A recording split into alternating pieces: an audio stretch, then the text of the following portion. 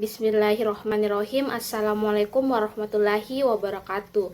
Perkenalkan, nama saya Nurmi dari kelas AK22B.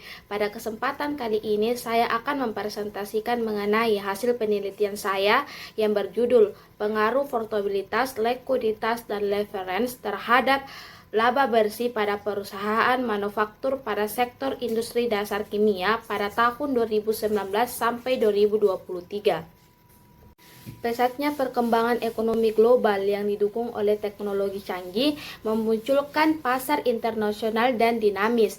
Hal ini membawa dampak positif maupun negatif bagi perusahaan, tergantung pada kemampuan mereka beradaptasi. Industri manufaktur, khususnya sektor industri dasar dan kimia, memiliki peran penting dalam perekonomian karena produk-produk mereka menjadi kebutuhan utama kehidupan sehari-hari dan bahan baku untuk sektor lain.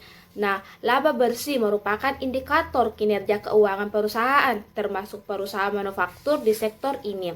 Oleh karena itu, memahami faktor-faktor mempengaruhi laba bersih seperti portabilitas, likuiditas, dan leverage menjadi sangat penting untuk mengoptimalkan portabilitas perusahaan. Portabilitas mengukur efektivitas perusahaan dan menghasilkan laba bersih operasional. Leverage menunjukkan sejauh mana perusahaan menggunakan utang untuk membiayai aktivitasnya dibanding modal sendiri. Sementara itu, likuiditas mengukur kemampuan perusahaan dalam memenuhi kewajiban jangka pendek. Ketiga, resiko keuangan ini merupakan alat penting untuk menilai kesehatan efisiensi operasional perusahaan.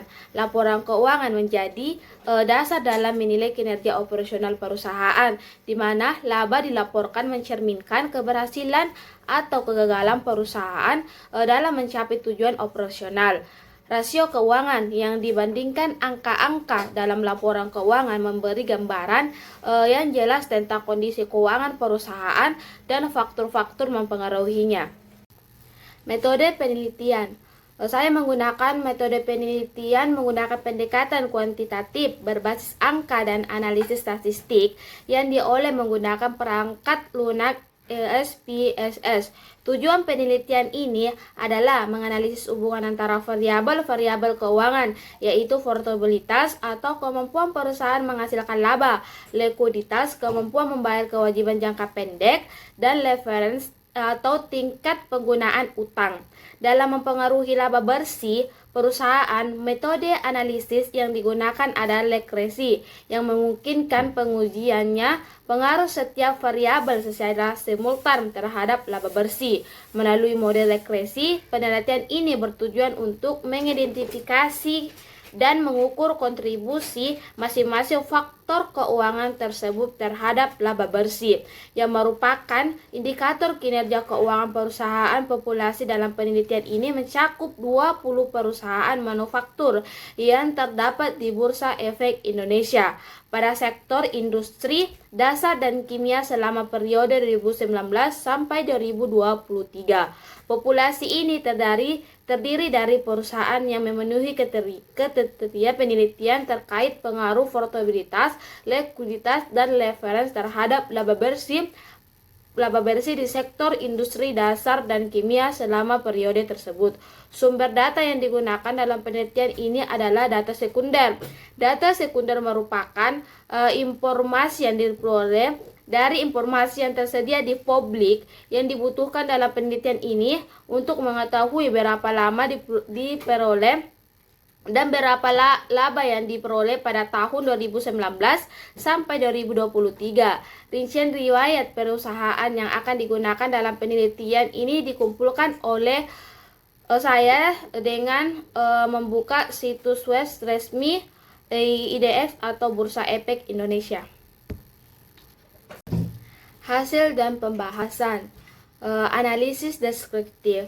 Analisis statistik deskriptif penelitian ini akan memberikan gambaran atau distribusi data yang dijadikan sampel penelitian. Hasil perhitungan uji statistik deskriptif menggunakan SPSS 23 disajikan dalam tabel secara berikut. Nah, digambarkan terdapat tabel yang saya uraikan ini. Tabel statistik distributed menyajikan statistik dasar untuk 9 variabel keuangan seperti ROA, ROE, GPN, NPM, DAR, DER, CR, QR, dan laba bersih. Dari 10 observasi tabel ini mencakup rata-rata standar, deviasi, variansi, rentang, serta nilai minimum dan maksimum untuk setiap variabel, memberikan gambaran umum tentang distribusi dan variasi data. Uji klasik. Uji normalitas. Uji normalitas dalam pengujian ini bertujuan untuk menguji apakah dalam model regresi variabel penganggu atau residual memiliki distribusi normal. Pengujian ini menggunakan uji Kolmogorov-Smirnov untuk mengetahui apakah data terdistribusi secara normal atau tidak. Berikut ini adalah hasil rangkuman pengujian normalitas dengan uji Kolmogorov-Smirnov dapat dilihat pada tabel berikut. Nah, seperti tabel saya paparkan di sini, berdasarkan hasil tabel di atas, dari 100 data yang diuji dapat disimpulkan bahwa data tidak memenuhi asumsi normalitas. Hal ini dikarenakan nilainya itu sebesar 0,00 yang lebih kecil dari 0,005 yang menunjukkan bahwa distribusi data tidak normal. Uji autokorelasi. Nah, uji autokorelasi bertujuan untuk menguji apakah dalam suatu regresi linear ada kolerasi antara kesalahan penganggu pada periode T dengan kesalahan pada periode T sebelumnya. Penguji autokorelasi dalam suatu model bertujuan untuk mengetahui ada tidaknya kolerasi antara variabel pengganggu EI pada periode tertentu dengan variabel pengganggu periode sebelumnya atau EI1. Autokorelasi terjadi pada sampel dengan data time series dengan N sampel adalah periode waktu. Beberapa uji statistik yang sering digunakan adalah uji Durbin, Wheatstone, uji Runge test, dan terdapat gambaran tentang uji autokorelasi pada berikut. Nah, berdasarkan tabel model sumber menunjukkan bahwa model regresi memiliki hubungan lemah antara variabel-variabel independen ROA, ROE, GPM, DER, NPM, DAR, CR, dan QR, dan laba bersih dengan koefisiensi determinasi R² sebesar 0,078.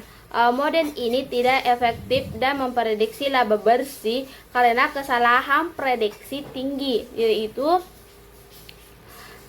dan tidak autokorelasi atau Durbin-Wheatstone itu senilai 1070.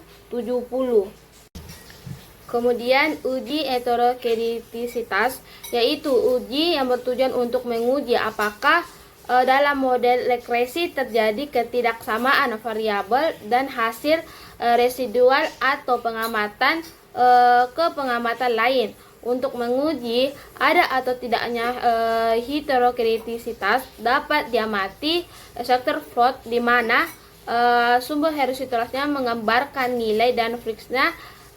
Sarditis untuk sumbu vertikal menggambarkan nilai residualnya.